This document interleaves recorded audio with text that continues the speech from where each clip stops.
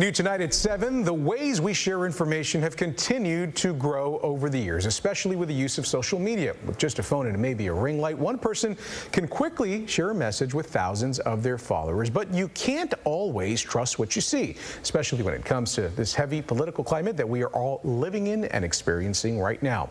Our media partners over at Texas Monthly are taking a look at reporting under the influencers. Ben Rowan is joining us for tonight's discussion to dive into this a little bit more. Ben, thanks for joining us. You know, these influencers, they can reach a specific demo. They do it pretty quickly, really. How are these content creators partnering with political candidates on both sides of the political aisle? What's their role in it? Yeah, in 2020 and 2022, Republicans had a lot of success working with influencers, content creators, as they're commonly called, promoting their message outside of the mainstream media.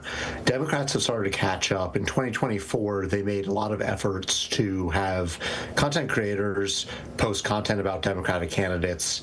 Notably, that content doesn't need to be flagged as paid for by a candidate if it is paid for by a candidate, and to promote Democrats across the country outside of the mainstream media.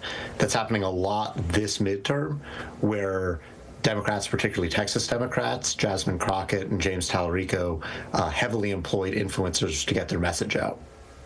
Well, with more content creators visiting with politicians, what does all of this mean for reporters, you think? And I guess we're talking traditional reporters, journalists who would normally cover these. You know, I was at a Gavin Newsom event with Greg Casar, an Austin congressman, about a month ago. And when I walked in, normally as press at these events, you get a credential that identifies you as press. I noticed that mine identified me as a content creator. And I went up to the spokespeople for the candidates and asked them whether that was a mistake, whether I'd been miscredentialed. And they said, no, they don't make the distinction anymore.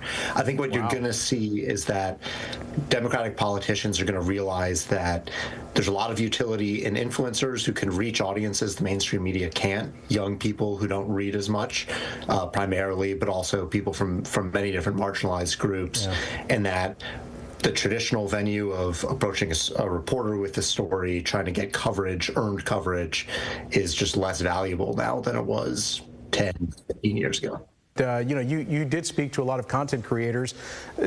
Do those influencers, do those creators see themselves as journalists?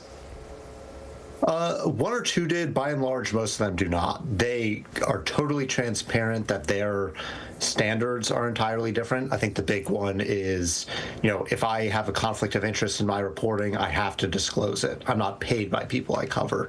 That's not necessarily true of influencers. I also think another big thing that influencers will tell you is we don't have to stick to facts. We can go to a level of opinion that the more traditional press does not do outside of the op-ed pages. Right. I mean, it's just not part of our creed to do that, as you well know.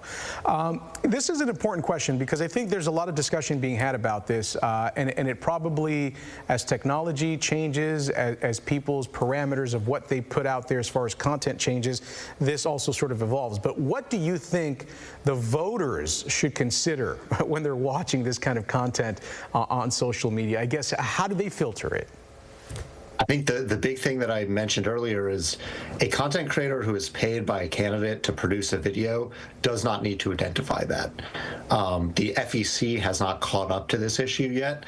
And what that means is a lot of the time you're looking at content that you might not understand is paid for by a partisan source. And I think you need to be very discerning online and on social media in particular about what interest the person providing you content might have in the content that they're giving you. Yeah, okay.